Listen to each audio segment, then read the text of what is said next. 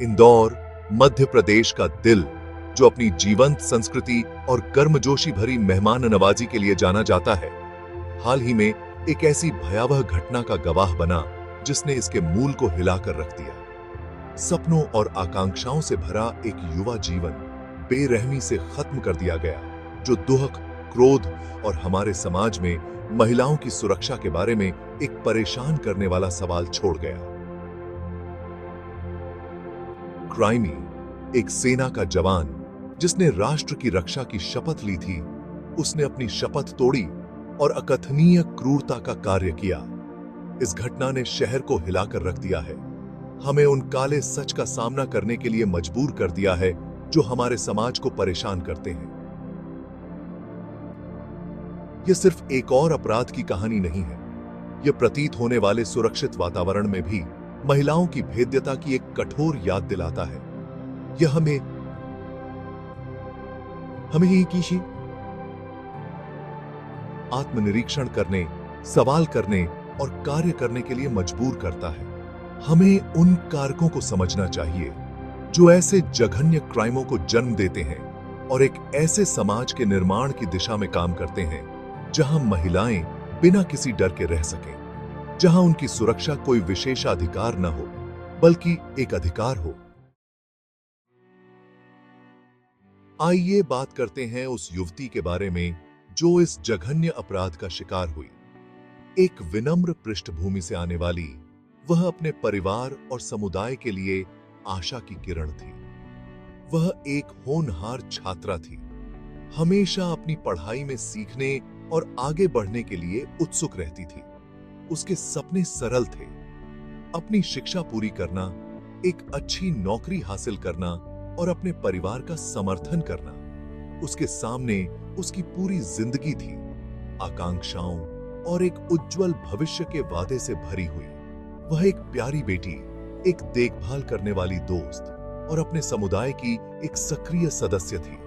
उसके जाने से एक ऐसा शून्य पैदा हो गया है जिसे कभी भरा नहीं जा सकता, जो उस जीवन की निरंतर याद दिलाता है जिसे दुखद रूप से छोटा कर दिया गया था। आरोपी, एक सेना का जवान, वह था जिसने राष्ट्र की सेवा और रक्षा करने की शपथ ली थी। उसके कार्य अनुशासन, सम्मान और अखंडता के उन मूल्यों के बिल्कुल विपरीत हैं जिनका भारतीय सेना अवतार लेती है। विश्वास के इस विश्वासघात ने समुदाय में सदमे की लहरें भेज दी हैं, जिससे उन लोगों पर ही सवाल उठ रहे हैं जिन्हें हमारी सुरक्षा सौंपी गई है। यह याद रखना महत्वपूर्ण है कि एक व्यक्ति के कार्य पूरे संस्थान का प्रतिनिधित्व नहीं करते हैं। हालांकि इस घटना के लिए सशस्त्र बलों के भीतर एक गंभीर आत्मनिरीक्षण की आवश्यकता है। कठोर जांच प्रोसेसों, बेहतर मानसिक स्वास्थ्य सहायता और आचार संहिता को मजबूत करने की आवश्यकता है, ताकि यह सुनिश्चित हो सके कि ऐसी इंसिडेंटें दोबारा न हो। अपराध का विवरण विस्तार से वर्णन करने के लिए बहुत ही भयावह है। यह उस क्रूरता की एक भयानक याद दिलाता है जो हमारे समाज में मौजूद है। उस युवती को अकल्पनीय हिंसा का शिकार बनाया गया। अकथनीय क्रूरता के एक क्षण में उसकी जीवन लीला समाप्त हो गई। यह घटना दिन दहाड़े हुई, जिससे सार्वजनिक लोकेशनों पर भी महिलाओं की भेद्यता उजागर हुई। अपराध की यह दुस्साहस जो दिन दहाड़े किया गया, दंड से मुक्ति की भावना और कानून की अवहेलना की ओर इशारा करता है। यह बढ़ती निगरानी, कड़ी कानून प्रवर्तन और एक ऐसे सामाजिक बदलाव की तत्काल आवश्यकता को रेखांकित करता है जो अब महिलाओं के खिलाफ हिंसा को बर्दाश्त नहीं करता है। भाग 5, क्या न्याय हुआ? लॉवी लड़ाई। अपराध के बाद इंदौर पुलिस ने तेजी से कार्रवाई करते हुए आरोपी को पकड़ लिया और पूरी जांच शुरू कर दी।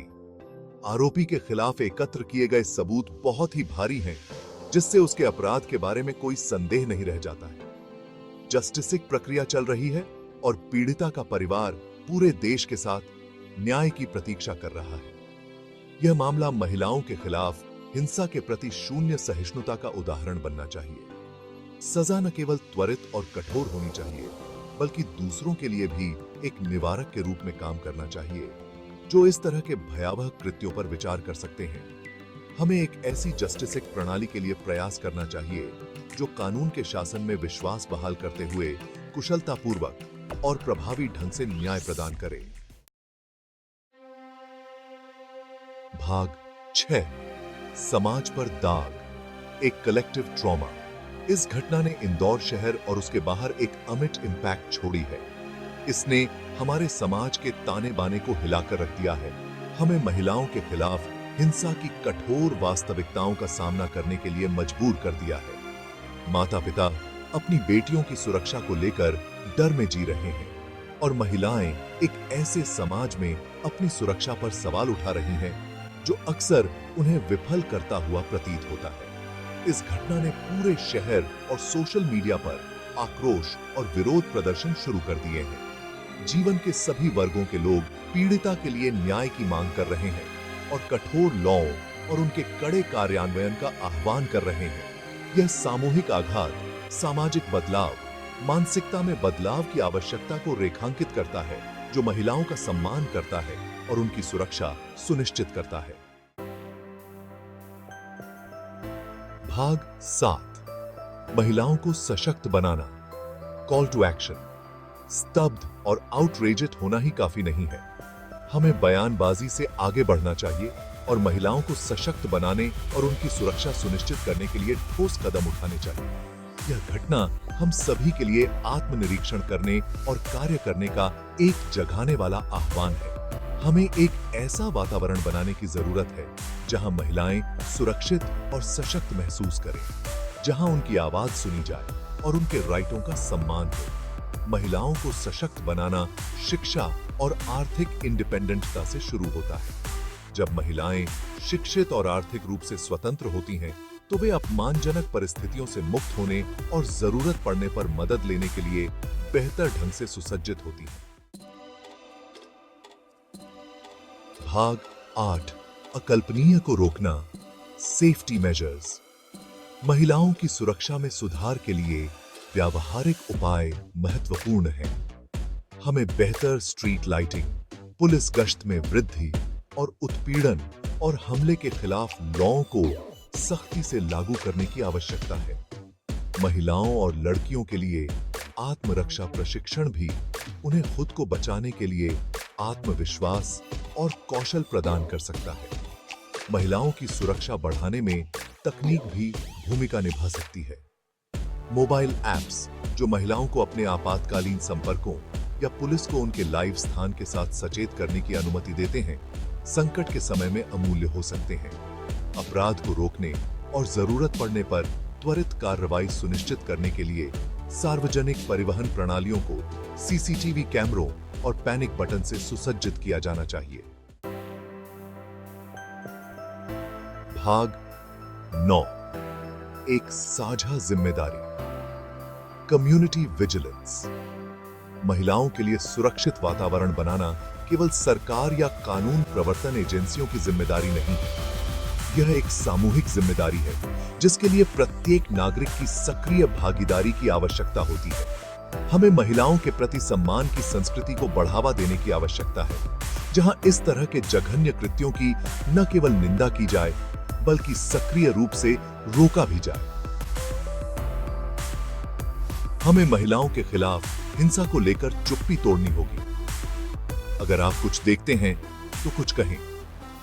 पीड़ितों को निर्णय या कलंक के डर के बिना बोलने और दुर्व्यवहार की रिपोर्ट करने के लिए प्रोत्साहित करें। दर्शकों का इंटरवेंशन अपराध के लिए एक शक्तिशाली निवारक हो सकता है और जान बचा सकता है। भाग 10, निष्कर्ष, एक towards a safer tomorrow. Indore में हुई क्रूर घटना उन चुनौतियों की गंभीर याद दिलाती है जिनका हम एक समाज के रूप में सामना करते हैं। यह महिलाओं की सुरक्षा को प्राथमिकता देने, गहरी जड़ें जमा चुकी पितृसत्तात्मक मानदंडों को चुनौती देने और एक ऐसा समाज बनाने के लिए एक जगाने वाला आह्वान है जहां महिलाएं बिना किसी डर के रह सकें। यह सिर्फ महिलाओं के लिए लड़ाई नहीं है, ये सभी के लिए जस्टिस पूर्ण और जस्टिस संगत समाज की लड़ाई है। आइए हम पीड़िता की स्मृति का सम्मान करते हुए एक सुरक्षित कल, एक ऐसे भविष्य की दिशा में काम करें जहां ऐसी इंसिडेंटें न केवल निंदनीय हो बल्कि अकल्पनीय हो। आइए हम दुनिया में वह बदलाव लाने का संकल्प लें जो हम देखना चाहते हैं। कार्रवाई का समय अब है।